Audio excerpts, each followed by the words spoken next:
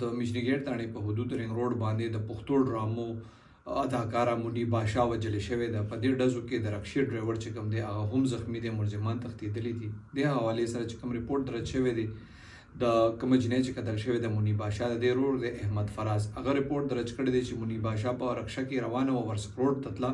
کله دغه پیرس شادي حال ته رسېدلې ده نو په مسلح کسان راغلي دي، په دې رکشې باندې ډزې کړي دي. په دې ډزو کې د منی بادشاه چې کوم ده په موقع باندې مړه وه. د رکشې ډرایور دی عارف هغه زخمی دی، ملزمان تښتېدلي دي. منی بادشاه چې څنګه ما تاسو ته وي دا مطلب ډانسره هم و، سټیج ډانسره هم وه، د پښتو سی ډي ډرامو کې هم کار کړی دی. تقریبا 10-12 سال نه چې کوم دا د شوبیز سره منسلک وه. دې نه مخکې د دې بله خور ده هغه هم وژلې شوې وه، کال نیم به د هغې کېږي.